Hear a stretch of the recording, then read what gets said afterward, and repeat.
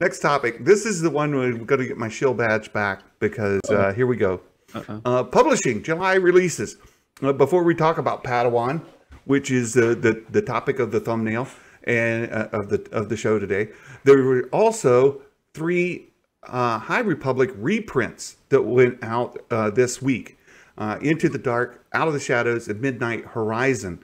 Now, say what you will about the High Republic. You like it, you don't like it, you love it, you hate it. Reprints of books means that they don't have enough lying around on shelves for people who want to buy them. Flat out. Look, who bought them, what they did with them, and where they sit today, I'm not going to talk about. But the High Republic novels going into reprint means something. And Quentin, I think you hit me up right before we came on live. Yeah. Prime is Prime will let you read those 3 books for free right now. If you have Amazon Prime, you can read them for free with your Kindle. And I thought it was kind of weird because I didn't subscribe to anything extra. They're making some new play now where they're, certain books they'll let you have for free. And I think maybe it's a group thing with Disney. So maybe they're making money in other ways. Well, Kindle Unlimited has always been a thing, right? I mean, no, I'm not talking about Kindle Unlimited though. Just your generic Prime account? Yeah, this is my generic Prime account. I don't. Isn't it all wrapped into one though now? Because I've had this problem. Amazon with Comixology they're integrating all of their things into one service, and it's awful. I hate it. No, I understand what you're saying, Levi, but they did this with Queen's Peril several months ago, and every so often, just your standard Amazon subscriber, like you just have an Amazon account, you can get a book for free. And before it was Queen's Peril, now apparently these 3. I have the Kindle Unlimited, so yeah, I get a whole bunch of titles that are no extra cost. They're free to download. That's not the case here. This is just these 3 books on this reprint. Amazon is just straight up free. If you want to read it, you can do it for free. Actually, that's not done. I mean, there's a bunch of Star Wars books that are free right now too. Even the Ahsoka book is free right now. If you have a Kindle, well, you don't even have to have a Kindle, right? If you have a regular Amazon Prime account, right? Yeah, you should just be able to access it. Yeah, you can read it with their cloud on your phone, on your phone or the cloud reader. So I do not like Amazon's services, but that's a different story. Dude, like I have a weird story. Like they closed all the bookstores down, right? I know. I had one right by my house. I hated it. Yeah, but here's the funny thing, right? Years later, in the middle of New York City, they opened up a bookstore. Like an Amazon bookstore. Oh, and they closed those. I thought that's what you're talking about. Yeah. They opened up Amazon bookstores like 3 years ago in the middle of Manhattan. And this is after Barnes and Noble and all these places are shuttered and everything. I'm like, why would you open a bookstore? After I have a good amount of Barnes and Nobles by me. I have like. All right. It depends on where you're at. Let's get to the thing that everybody wants to fight about. Santa put the kibosh. Santa put the kibosh on that on the book. It's just we need to keep the topics moving. Padawan was released this week, and I was really excited about it. I mentioned this before. My very favorite Star Wars novel is Master and Apprentice. I love that novel. There's a lot of others that I love as well, but if I had to pick, right, Master and Apprentice bubbles its way to the top. It's a brilliant book. Obi-Wan and Qui-Gon, as the Master and Apprentice, the training together, their relationship, all of that book is brilliant. I love it. Now we get this book, Padawan. Padawan's released this week, and just the synopsis of it reads very similarly, except Obi-Wan's much younger. He's 16, right? And so I thought, I wonder how well Kirsten White will pick up on that vibe, right? Kirsten White is the author. I went and looked at some of the other books that she has out. They're very interesting, very like dark, spooky kind of books. I thought, what are we going to get here in this Padawan book? And is it going to flow well into Master and Apprentice? So very excited for this book. Been looking forward for a long time. I will say a couple things about it just off the top before we get to chapter 16, which is the one that's got everybody up in a twist.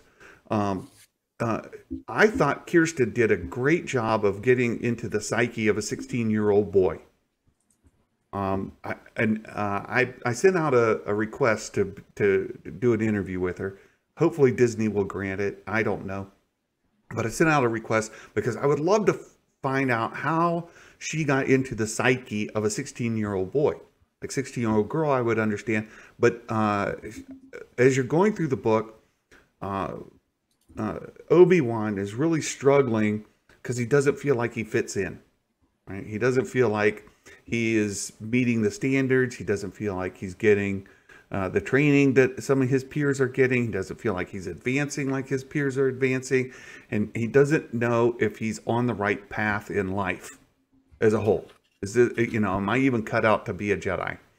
Which is fine for a 16-year-old boy. I'm fine with somebody young questioning those things. You think about when you were 16, right? We have all guys here and wondering, what am I going to be when I quote unquote grow up, right? Now, with the Jedi, of course, they've been on this path for their memorable lives, right? They from very young and been going this way, all along. But actually, I feel that way at 31. I hear you, my friend. I hear you. But there's things going on in a 16-year-old boy's mind where you just don't know, and your confidence may not be as high as, or maybe it is, right? It's different. So I go back and I thought, oh, this is interesting as I'm reading through. And then the book has a very much of a Lord of the Flies kind of situation. Interesting. Right? He goes to a planet. And if you remember back to the old Star Trek book or show, there's a Star Trek show where there's a bunch of kids. And when they get older, they disappear. Right? And so nobody in that whole place is more than early 20s at best, and all of a sudden Kirk shows up. He's old, and there's a show. It's called Star Trek. Go watch it. But anyway, you may have heard of it. Lord of the Flies. Small indie property. I only know Star Wars. I only know the wars. Yeah. Well, Meg will be giving me a hard time here real soon on what are we talking about? What I thought this was Star Wars. No. So in Padawan, it's very much Lord of the Flies. You've got a bunch of kids. None of them are very old. What happened to the older people? What happened to their parents? Where do these people go? And they have to come up with their own kind of societal rules, their own kind of societal. Sounds very Peter Pan. Somewhat Peter Pan-ish, except in Peter Pan they could stay forever young, right? That's not the case, right? So they're aging. What happens to them when they get to an age? They die very young, or what happens? Where are they? I don't want to give away too much of the book's content. Reading it through, it's a page turner, right? It's a good story. I really, really enjoyed it, and she gets a little cheeky a couple times by throwing in some just tropey lines. Hello there, right? You get that. You get, I've got a bad feeling about this. All the things are in it, right? Those things is kind of like, okay, yeah, all right. But it's a fun story. And Obi-Wan goes through a progression. His character arc goes through a progression in the story that where he ends is different from where he starts. Again, I don't want to give away spoilers to the whole book. Right. So the issue all comes from chapter 16. All right. Chapter 16, there's about 2 pages, page and a half. Really in the book? Oh, okay, interesting. Where there's a situation. A situation happens. And a boy makes a pass at Obi-Wan. And there's you got teenage kids. Some are making out, some are not. Some are, you've got different kind of development going on. You've got a guy and a girl who are in love, and they're doing their thing. And this guy comes up to Obi-Wan and kind of makes a pass at him. And Obi-Wan is like, it's not for me. I've got this no commitment thing. And he's going through a question in his mind about, well, maybe I'm not cut out to be a Jedi. Maybe I should stay here with these kids. They're my age. I fit in. They've got powers sort of like I've got powers. And we could live out. If I were to stay here and live here, would I be interested in this guy? Would I be interested in that girl? Would I be interested in anybody who's here or nobody who's here? And that's the dialogue that goes on in his head. Then we move on. That's it. That's on that. And the internet lost their mind. They lost their friggin' minds. Well, my question is, like, do we even need to look at that in this story? That's my question. Like, well, that's whether it's a dude or a girl or like some other gender from an alien race, right? And it like in an adolescent story, like my question is it really helpful to have me understand where he's at in terms of that's the question for me, because I don't know if I would want to put myself in the position of a parent, which I am, right? Like if my daughter was reading that, or my son, if I have a son one day, was reading that, right? I'm not sure if I would be okay with any type of like, romantic stuff being in the book at all, because when I read that, or if I hear that, like you just described it, right, in my mind what I go to is like those cheesy romance novels that people read where there's like just these elaborate sex scenes for no reason, that they just put stuff in there for no, it doesn't really benefit the plot. I don't know, but if it's really benefiting the plot, great. But if it's not, it's kind of like, all right, well, yeah, it's controversial to some people, some people not, and it presents this existential question, I guess, of what should be in a book and what shouldn't be for a kid. That's all. Yeah, and I think that's a fair question to ask. And I had a DM with Nikki, and look, in my opinion, folks are making a mountain out of a molehill. But the thing is, there's a molehill. There's a molehill. Should the molehill even be there? And I think it's not necessary for the story. However, that being said, it is consistent with the story because he's challenging every aspect of his life.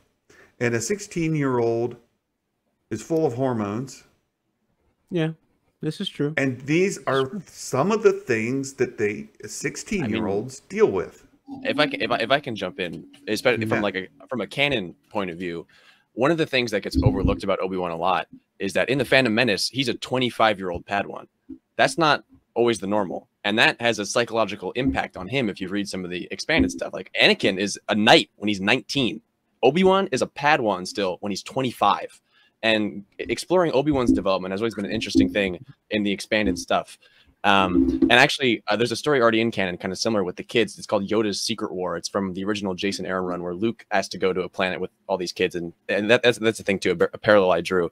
But in terms of Obi-Wan, like, it's just George Lucas made a whole trilogy about how the Jedi and their opinions on feelings like was a problem. Like George Lucas said himself, like the prequels are fundamentally, partially at least, a romance between Anakin and Padme, and the way Anakin's feelings and like all that angsty teen stuff, that's all core to Star Wars. And Obi-Wan having the same trouble, and then when he's 16 saying, I gotta still be a Jedi, like I'm pushing it away, and then it honestly, to me, it adds even more to how Satine is able to pull him out of it and almost get like to the point where he says, if you said the word, I would leave the Jedi Order, because that's how much Satine meant to him. And also putting even more into context when Maul stabs Satine and she's dying in his arms, like how good of a Jedi this guy is.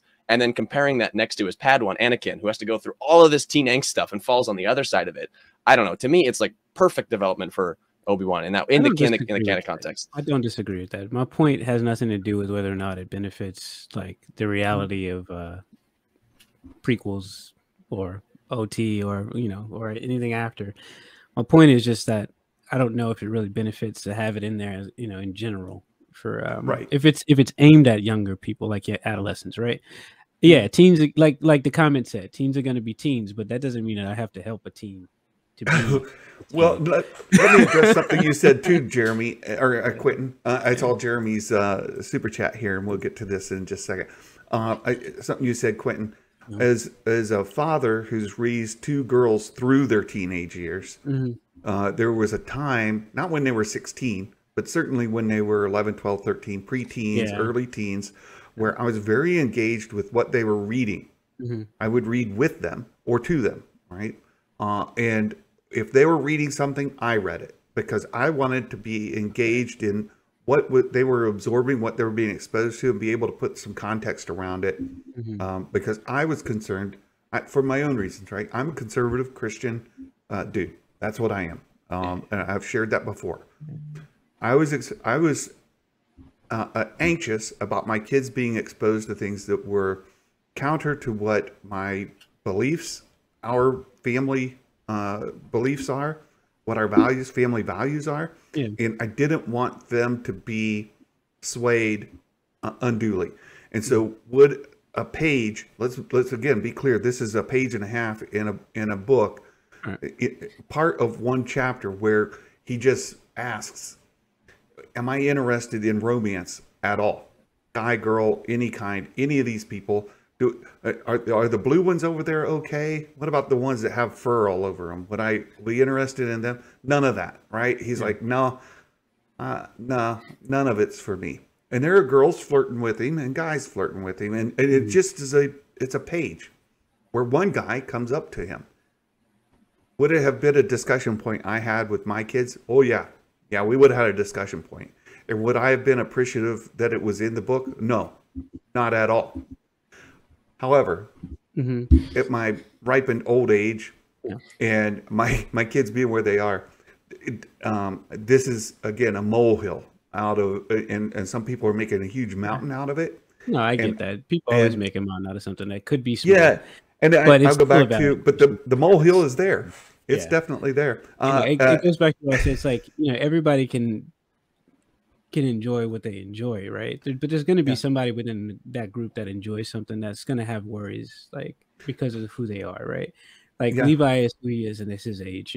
Johnny's his age, right? You are your age, Santa. Like, I'm my age, right? We're all in different positions in life, and like I'm just starting off as a father and have these concerns fresh and or like renewed from also maybe childhood things, right? Because I grew up Catholic, as you know. I'm no longer Catholic, but I grew up Catholic, so I had that Christian guilt with me as well for a long time in my life. I'm not saying that in a derogatory way, but like, heavy in the thought of morality and stuff like that, right? So certain questions I do have about content in regards to how it would like want my child's focus to be mentally, I guess, at a certain age. That's all. And I didn't read it to the detail that you did, right? So I can't have like a full-on judgment over it. So I can't condemn it. That's what I was talking with Nikki yesterday. I'm like, I haven't read this whole thing. I don't know if this has ripples that plays out through. I want to address Asher McJeremy's super chat. Thank you for that, my friend. He says, Anakin, Leia, and even Ahsoka at 19 and younger dealt with romance. And I specifically remember the Ahsoka romance bit in there with the Saw Gerrera storyline. And she has a bit of an attraction to a young man who then his attraction is to a young lady and not her.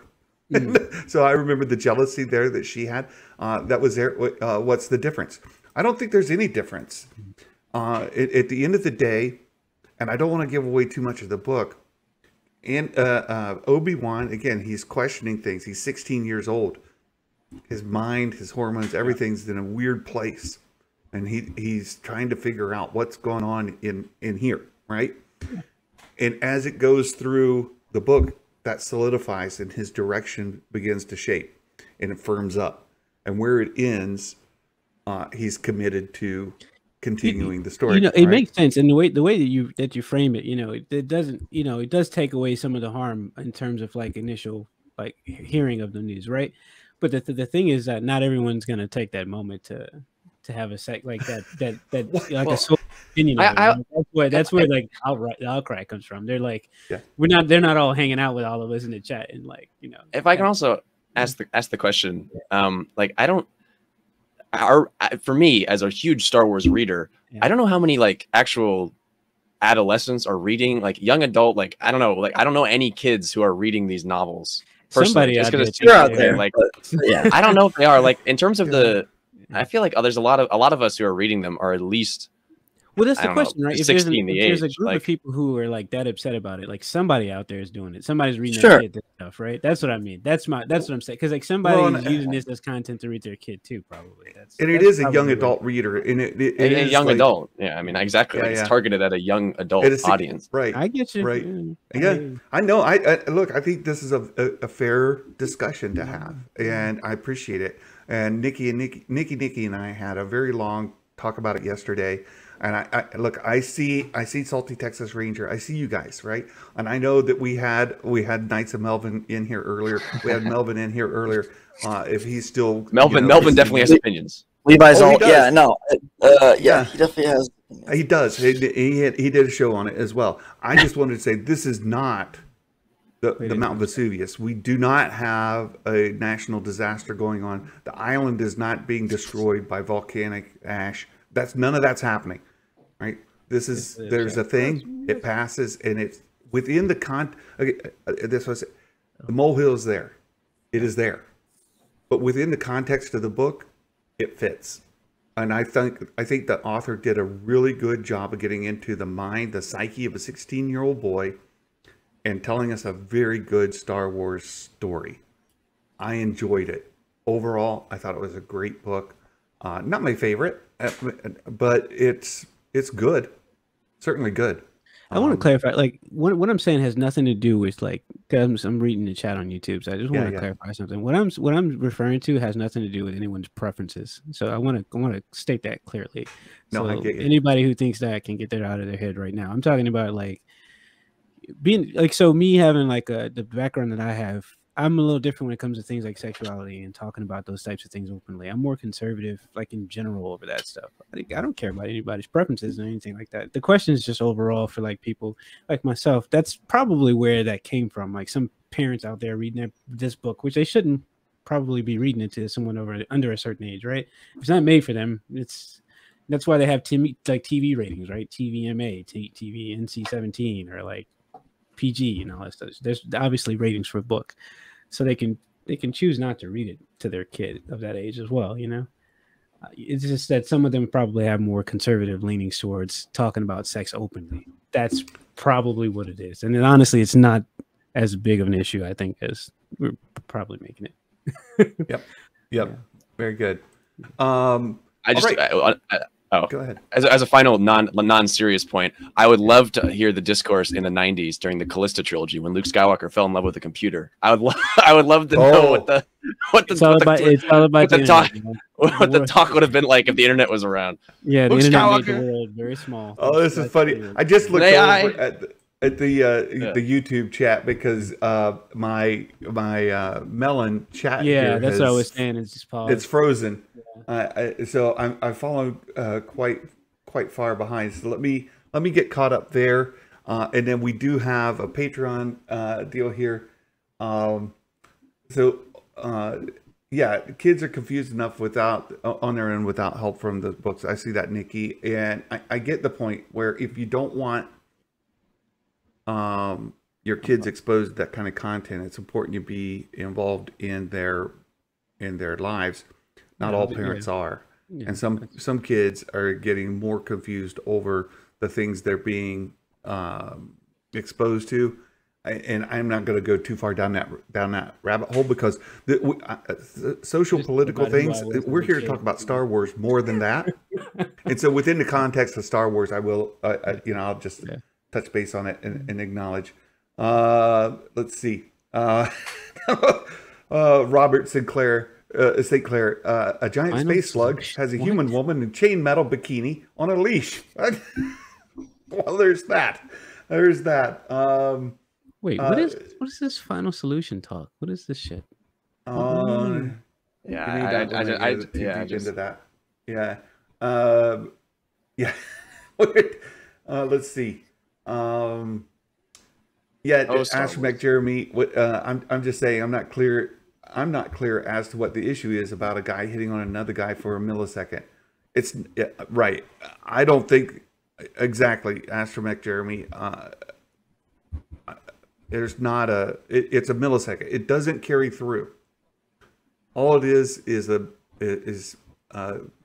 Padawan questioning his devotion to the Jedi Order, the commitment thing, and what his sexuality is. I tried to clarify. It's for me. It's not that at all. It passes. It passes.